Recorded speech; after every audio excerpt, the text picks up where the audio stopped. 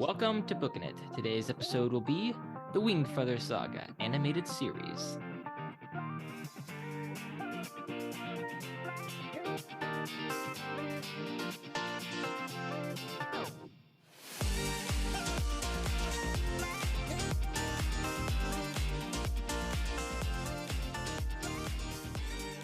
Hey everyone, and welcome back to Booking It. I'm, of course, your eloquent host, Cooper Cobbs, and joining me today is my good friend, Mr. Bryson Bostwick, Hey, I'm over here. and we're talking about the Wingfeather Saga animated series. Woohoo! It's gonna be Yay. fun. We're gonna be fun. Hope you guys all had a wonderful Merry Christmas and Happy New Year, and we're just hoping to Yes. get this Yes. episode out to you guys so you can enjoy some post-holiday listening before we get back in school and back in the podcasting groove.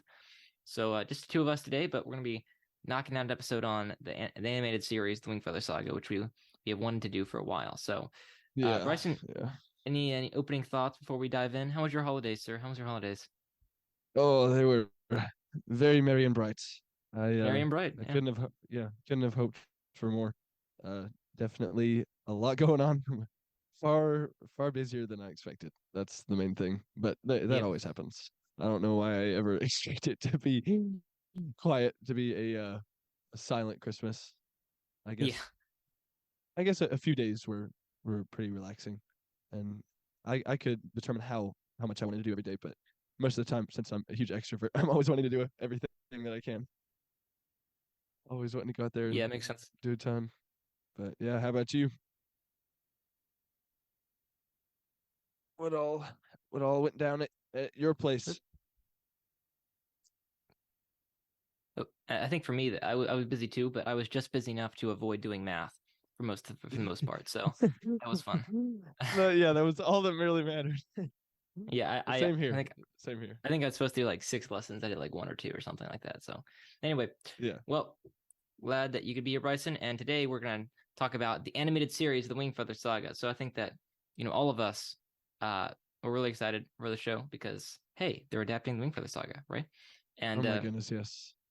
I guess what were kind of your expectations when you like heard it was announced? You go through the process of seeing the trailers and the footage and things like that. What were kind of your expectations and thoughts going into the series? Well, I do have to say, I guess when I first heard about it, when they first started talking about it, what, early last year or maybe the year before. I don't know. It was right near the end of the read alouds, I think, Hmm. or right after.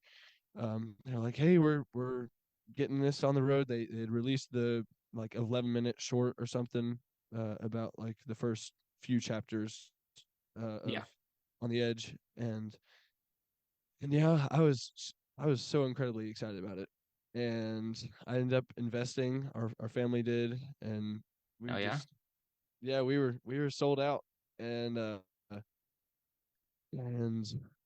just like this has become one of our favorite book series, probably our favorite as a family, and so we were just excited to see that it was going to continue on in another form in another way, and then uh just as it started progressing, got more and more excited. And then I think they dropped the first either 2 or 4 episodes early for investors, Mhm. and we got to see them. And I don't know, it was just like all of the nostalgia, all of the excitement had built up, and we were just really, really excited. And then it disappointed us. Oh It no. really did. And I know, and I mean, I don't know. I guess I expected it to just follow the story completely, like Mhm. perfectly, and that didn't happen. And so I was like utterly heartbroken, and I had no idea what to do. And then I think like right in the middle of that, as they're uh releasing episodes of season one, they're like, "Hey, come support us for season two," and I was like, uh, and Oh god. And I mean, I'm gonna have a lot to say from a few podcasts I've listened to from Indy Wilson, like that pertain to this. But one of the things that I just listened to him talk about was patronizing the people you support, Right. and if you love something, go out and support it as much as you can, and that's what we were doing. We were giving as Yeah. much as we could to this um community that we really loved, and we wanted to support Wingfeather growing and reaching more people, and so when it came along, we jumped on board, and I don't know, I guess I still am happy to have supported, Mm-hmm. um, but I guess not happy enough to support in season two. it, Yeah. it was it was yeah, very heartbreaking. I don't know. Yeah, I think that here, and also some preliminary thoughts on just like how we should approach like criticizing and discussing the series, because like I said, like we are so wholeheartedly supporting the mission, right? Like Yeah, yeah, the format and the way they organized it, and the fact that it's not Hollywood but it's this, basically crowdfunded campaign to get this animated series done. yeah. It's a really great format and Mm-hmm. really allows people who care to support, which is great. Mm-hmm. And beyond that, like not every IP gets to have like 20,000 remakes. Like a Yeah, Christmas Carol is an exception for sure. And so yeah, I think that we have to understand that this might be the only Wingfeather Saga thing on screen we ever get. You know, yeah, and so yeah. I think Exactly. that when we come to the show, we have to understand that that doesn't mean we can't criticize it, because I think both of us will have criticisms for the show, but also we have to understand and be Mm-hmm. grateful for the fact that, hey, listen, we better enjoy what's good about this, because this might be it. And Yeah, that might be kind of a depressing thing to think about, but it really isn't, because I think there are things about the show that are really great, and like you said, that it's going to grow and continue, and hopefully it gets better as well. mm-hmm. And so I think that we can laud what's good and hope that gets better, and criticize what's wrong, and understand though that we're still taking the show for what it's worth, as something that we want to support, basically. You know, Yeah, yeah. so that's kind of where I'm at. And like you No, said, and go ahead. yeah, yeah, and I can add to that, just like, and once I got probably to the last few episodes in season one, I I just I accepted that it wasn't going to be the same, and it wasn't going to follow the story perfectly. I mean, what movie does, what video Right, adaptation does right. of any book, and so I accepted it was going to be different. It was going to still be the same characters that I loved, maybe not the exact same story, um, but I still, yeah, I love the mission of bringing all of these families, these individuals together to support something that we thought was true, good, and beautiful. And I guess I ended up not falling in love, but ended up liking the last few episodes of season Hmm. one, and then kind of regretting not investing in season two, just because of what I heard Indy Wilson say, and just like, okay, yeah, this isn't going to be the same. This is going to be probably the only chance we ever get, and I just got to enjoy it while it lasts. Hmm. And yeah, so I don't know. There's maybe a bit of regret now, that I was so hard on it in the beginning, because because also being an investor, one of the main things we were supposed to do was like share and get a whole bunch of people to also go watch it and do everything they could to support it. And at the very beginning, I was like, "Oh, it's awful. I hate it. It's not like the story." And so I was telling Bad all my friends salesman, that yeah. it was bad. I know, I know, and like, Oh man. I invested in it, and so I don't Yeah, know why I you was want a the one. return. Yeah. I know, and I was the one saying it was awful. So, um, yeah, now I kind of wish I had handled that a bit better, or said, yeah, it's not exactly the same, but it's still a great story that we can all get behind, and yeah, it's going to be probably the only video adaptation or animated adaptation of Wingfeather that we're ever going to get. So, and it's not, they're like, they're not trying Right.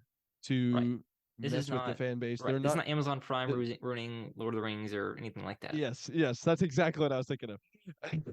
They're not trying to just poke us in the eye and like huge money grab, and then say, haha, you trusted us, and now we're gonna go Yeah. off and do something completely different. Yeah. Like, they they wanted to follow the story as closely as they could with the budget they had. They wanted to create something that that people were gonna love and that was gonna impact this world for good. And yeah, so and it's people that I trust. I love Andrew Peterson. I love Chris Hmm. Wall. I am so glad that um, both of them were willing to invest all the time and effort that they did. And yeah, so this is my formal apology, I guess. Just saying I was wrong to Someone be sound so about hard on this. it in the beginning. Yeah. Um, but I just I don't know. I'm still going to be hard on it because there are some things that I really do think shouldn't have been changed like they were. Um, Yeah. but but yeah, in the long run, just I have to accept it's a different story. It's same characters, same author, uh, being the chief editor and the producer. But yeah, it's going to be different, but it's still going to be good. Hmm. And I, I guess another thing that kind of was hard for me to I don't know. I guess for some reason I just expected it to be a whole lot more lifelike and real. And then I watched the animation, and I mean, yeah, they're working with a budget, so it can only be so good. Hmm. But I was like, oh, well, I already don't like anime or animated shows, and so now I'm getting into one that I should really like, but it's animated, and so of Like course I'm this gonna is hate it. right. But We have not addressed this on the podcast before, but Bryson has an unreasonable hatred for animation as a genre or as a I medium. don't know why. I don't know why. Like, well, ever since I was like 5 all the way up to 10, 11, 12, like that was all I watched. I mean, all I was watching was the Disney Pixar animated movies. And then growing up, I started watching a whole lot more live action and fell in love with that and just like completely threw all the animated stuff by the wayside and just said it was all rubbish. And Wow. yeah, so then Bryson's like the I don't know. Academy I Awards just right now. He's like, I this is know just the kids genre. That's all the animation is, I and know. that's a lie. Yeah, and I guess I just yeah started treating it as something childish probably. Yeah. And I mean, to an extent, yeah, that's what it's supposed to be. That's one of the main target audiences is kids, and Right. um, yeah, in that age group. And I just started believing probably somewhere that because it was a kid show or because this was animated and didn't have real people doing real things. Well, I mean, in any live action movie, they're not Hmm. really doing real things. It's all fake. They're all acting. But Right. I still didn't see it that way. If it's not real people doing real things, it must not be something worth my while or something worth watching. And there's nothing good to take out of a show. And that was probably because like I spent hours and hours at grandparents watching Bubble Guppies and watching Oh gosh. all these I know terrible shows that literally have almost 0 point and watching Paw Patrol and stuff like that Oh with younger siblings. man. And so, yeah, I just started seeing all of it as awful and Yeah. putting a blanket statement on all animated shows and stuff like that. Well, a And couple of so, thoughts on the yeah, yeah, a couple of thoughts on animation, and I think we want to talk about like the changing the story first because that got brought up a couple times. But with the yeah, yeah. animation, I think that animation was the right call because it's Oh, cheaper yeah, to do in the long run, animation. for sure. Yeah, yeah. It's cheaper to do the animation they want to do on a budget and like be able to do action scenes instead of having to manage like I know. extras and horses and everything. Like doing a live Yeah, action Wingfeather Saga series would be extremely expensive to do. Like this exactly. is why, you know, yeah. Anyway, Me and my huge so aspirations and just expecting way too much. exactly. Hey Bryson, if you want them to do a live action, you gotta invest in season two, Bryson. That's I know, what's gotta I happen. know. Yeah, we No. got to make it all the way through the what is it supposed to be Yeah, seven seven seasons, seasons. I think. Seven seasons. And Yeah, then once the 7 seasons are over, then I can help support make a live action. exactly. We can go full on Hobbit and Lord of the Rings. Yeah, it would probably be more like the Hobbit, like 5 movies for each book. Yeah, right, exactly. Oh man, every scene is shot Awesome. on film. Yep. Once I Okay. once I become a millionaire, I'll come back and we'll talk about this. Okay. Right. We'll return to this. We'll put a pin in and then come back. Yes. Okay. And then I admit the animation style can be off-putting at first too. But I Yeah. mean, I think I got used to it, and it's kind of whimsical and fun. And once you accept, like, yeah, they're not gonna have a huge budget for this show, I think you can get over it. Yeah. So if you're a normal Exactly. That's person and that's what I not was saying. have a hatred for animation. But If you're a normal person, uh, hey, by the end of this show did like uh, reform me, and it has changed my outlook on hey, animated shows. I glad to hear immediately it. went and started watching Star Wars Rebels, and yeah, Hey, so yes, yes, sir. there's other things that I am willing to watch now. But Great. only once I saw like episode what 6 or 7, whatever, one of the last 2 or 3. Yeah. Are there 6 episodes? Yeah. 6. Okay, yeah. Okay. I'm Um, already forgetting. It's been too long. yeah. Dude, so I rewatched it and I finished watching like the last few episodes just a couple weeks ago, but I just got my wisdom teeth Yeah, out, and so I was 90% back in, like 90% in. yeah, yeah. And I was pretty awake, but it might be a little fuzzy around the edges. Because I'm trying to remember. So, I know. but okay. So they changed the story a bit. We talked about this already. And Yes, obviously, yes. people whine about this all the time on the internet when adaptations get made. Oh, they changed my favorite part. We're not Mm-hmm. going to be like that, guys. Trust me.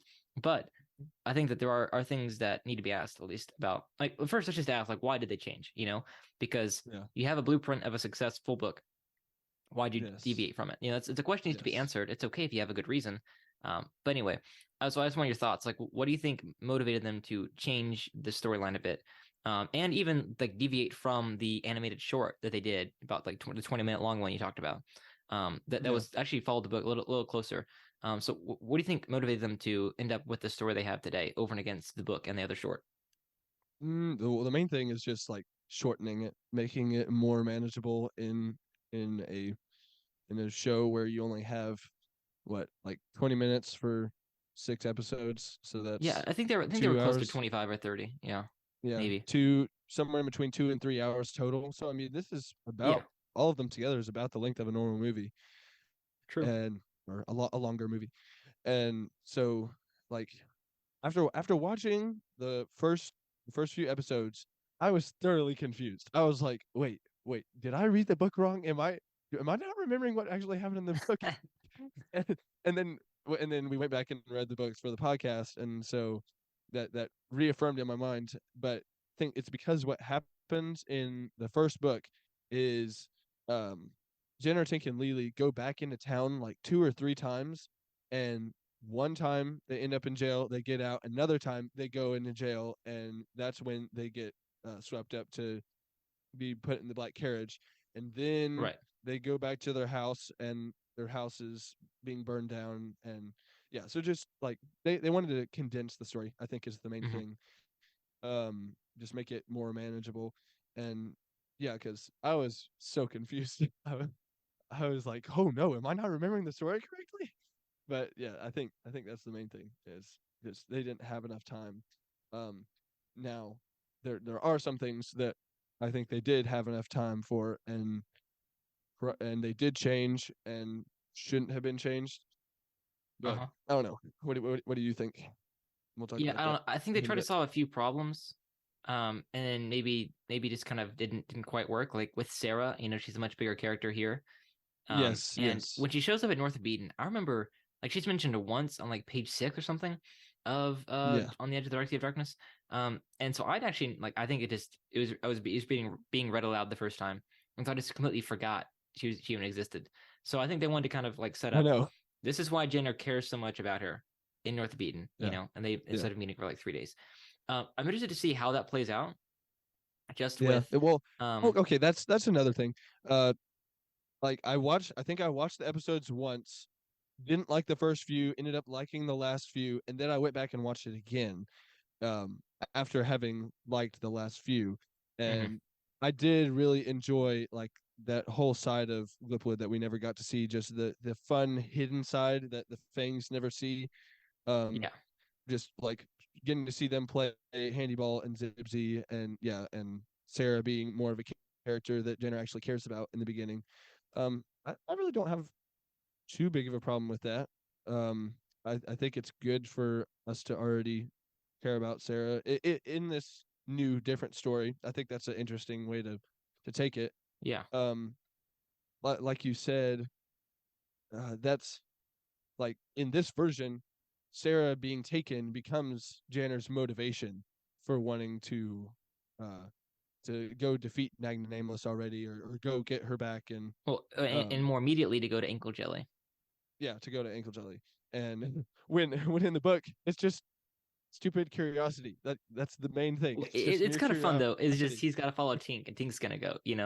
So, Yeah. but Well, okay. Yeah. In the end, I guess that does take away a bit from Janner and Tink's relationship. Just like Janner always having to follow Tink, always having to take care of him. Tink always being such a pest, and Janner like just getting upset with him because he's always having to take care of his brother. And yeah, so Tink runs away, and Janner's like, "Oh well, I gotta protect you, so I guess I have to go." Whereas in the show, it's, "Oh, we got to go save Sarah. We found this map. Let's go find the Florid Sword, because surely he can save Sarah." right. So yeah, that does. I think that does take away a bit from Janner and Tink's relationship, but it then just redirects it into Janner and Sarah's relationship. So Yeah. I don't know. I guess we'll have to see. They did still in the show. They did still make a good effort to show how Janner was constantly uh, being annoyed by Tink, and Yeah. just their relationship was a bit strained at times, and Janner doesn't like having to take care of them all the time. But that's also something that's really hard with a show or a movie, is seeing into a character's heart, seeing their Yeah. mind, seeing what they're thinking. And I mean, we want to be able to see that and know that, but yeah, you only have so much time to do that in a show, and you really can't unless you have a narrator or something, or Yeah. you add more scenes, I guess. If you added more scenes of Janner being annoyed with Tink, the point would come across a whole lot more easily. um I don't know, it just Yeah, you're right. I was thinking I mostly when I was watching the Sarah storyline is like, how is this going to affect that scene North of Beaton when he leaves her behind? yes, But yes. that's interesting. You're bringing up a good point of like, what is this doing with Janner and Tink's relationship? And I think you're Mm-hmm. right. I think the reason I did think about it is because I think they did mostly a good job with Tanner and Jink. And what did I say? Tanner and Jink? My bad. Having a friend Yes, you named did, Tanner is messes this up so man. much.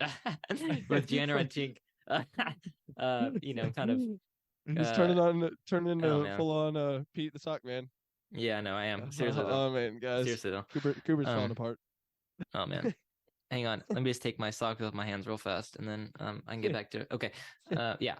No, I think you're right. I think that it's an interesting dynamic of they kind of converted a lot of the time spent with Janner and Tink to Sarah. So that'll be interesting to see how Yeah. that plays out with their storyline and with the Sarah storyline. Yeah, so So that's another thing. I guess I'm excited to see if the show does continue. I'm excited to see what's going to happen because of that. Like if there are new instances that they come up with for Janner and Tink, or if the storyline of uh Janner and Sarah goes somewhere else. Um yeah, I don't know. Just what all they're going to add, cuz we yeah, know now that they've changed it right here, it's going to have to change in other parts. I mean, there are going to be things that still stay the same. I'm assuming they're going to go to the fork factory, and he's still going to spend time with her there. right. Um, and like Tanner's still going to, not Tanner. Nope, Oh, did it again. I did it too. Janner, Janner, Janner has a hard time, or just really struggles with having to take care of then Kalmar once he's in Dugtown, and well, I guess they still call him Tink, but in Dugtown, just really button heads with each other, and Tink ended up running back to the Strander Burrow. Hmm. Like, how is that story going to change now? I don't know. Yeah. Maybe we're going to get to see a whole lot more of that we didn't get to see in the book. So yeah, I guess talking about it now, I'm a whole lot more excited about that. Hey, there Uh, we go. I like this. We talked I know, ourselves into I know. liking the show more. It's always good when it happens. I know exactly. Well, no, when we sat down to record this, I was like, okay, my main goal, hate on the show, and just really, Oh really, my. really fleshed out how much I don't like the show, and then yeah, here I am saying that it wasn't half bad, And and I'm it might just excited to be see that more of it. we really do have some kind of irrational reaction to it, and now that we're talking it out, it doesn't make any Yeah, sense. You know. Two more yeah, things here. yeah. First, I think that playing "My Love Has Gone Across the Sea" in the end was an awful move Just gonna say that. And I like the Yeah. moment. Like I really do. That with Pete and Nugget, and we get to see like That yeah, actually the full that's what scope changed of my the Fang mind. army. That was the one. That was the part that changed my mind with Pete and Nugget, and that scene. That was amazingly animated. I really liked that scene. That was Yeah. probably my favorite part. No, it was a good scene. It was one of probably the best scene in the season. But Yes. yeah, that's just gonna. I mean, like criticizing the show, like it's a great moment, but we also know it's gonna take away from, another moment that is arguably better than that moment later on Yeah. in Monster in the Hollows. So we'll see how they handle that. I think Mm-hmm. that was a bad move personally. I know they kind of like it's fine. Like they had it as like a little theme, like I think the Arcadian Wild wrote that into the score, which is Mm-hmm. perfectly fine. It's a beautiful melody. So you could even like have Yeah. that grow like in crescendo to the moment, Yeah. like you hear bits and pieces of it, Yeah. and then the theme is more prevalent, and then things like that. So you know maybe that'll come out to be okay, but I think right now as it stands, I don't like that move. So anyway, Yeah. well, I was gonna say one more thing. Oh yes, you mentioned for time reasons they had to cut out a lot of stuff. So when I was first watching the show, and I did not get this sense the second time around, when I was first watching it, I was wondering if people could really track what was going on and make sense of the world if they hadn't read the books. But that was just a thought I Yeah. had. I don't know if that is Yeah. actually true or not. So I don't know. When I was going through it, it made me think. Okay, what if I just go into this completely forgetting the books, like Tanner was trying to do when we reread all the books for the podcast. Like, what is this gonna sound like to anyone that that hasn't read the books already? And mhm. uh, so far, I don't think it's too hard to follow. Um, Yeah, and yeah, I think they're to to a degree. I think they are catering a little more to people that haven't read the books. okay, Um, interesting. I don't know. Just they're making it easier to follow. I do feel like it's definitely easier to follow without knowing anything from the books. Um, just yeah, it's bound to come up. But my main complaint is how Esben is revealed. That is the worst scene in the whole show. I have to say. Like the very end. Just yeah, when they're leaving Inkle Jelly, I think, and Podo is walking them back to the house, where they're gonna find the house on fire, and um, and Janner has found the sword that has Esmond's name on it, and he says, "Who was Esmond Wingfeather?" And Podo's just like, "Oh, that was your father." And like, what? No, like we missed that whole beautiful scene in the treehouse, and uh, I mean, we Well, we no, have hang that on. We later. know Esben is his father at the very beginning because he discovers the picture, Yeah, but we don't get yeah, like a reveal of who he is really until the end. yeah, yeah.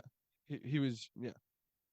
I don't know. It felt really underwhelming, I Yeah, guess.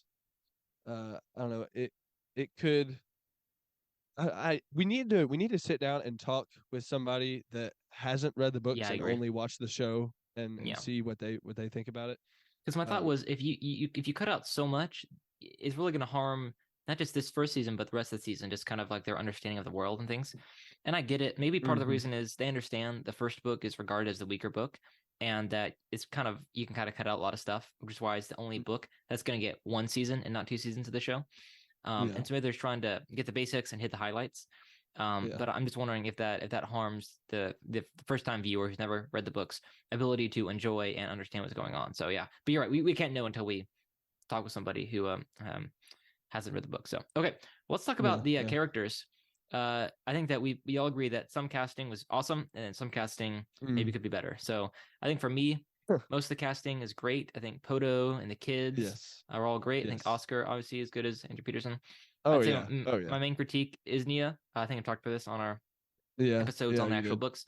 But I don't read Nia like that. I don't read Nia, and the actor is even no way you any way you square it. She is something like 60 years old. She's a great Mhm. actor. I mean, I'm not Yeah. criticizing her performance, but just how I read Nia. Just I Yeah, mean, not they even my wrote personal Nia reading, but in like as objectively.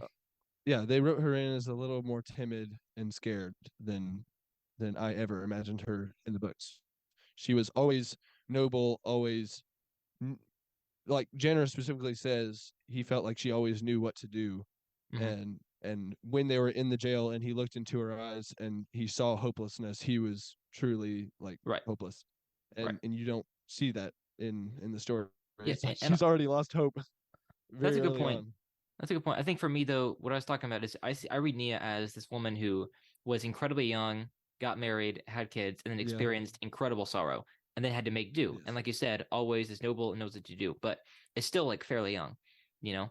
And so I'm not Yeah. trying to Yeah. be ageist here or anything like that, but just like how I think the character is written and just actually the beauty of the character and what I like about the Yeah. character I'm not quite sure was carried out in the performance. And I like the performance. I think it's a good performance. She can sing very well. Mhm. She's a good actor. But I think it's like just doesn't quite communicate that aspect, which I really liked. But that's just my 2 cents. Yeah.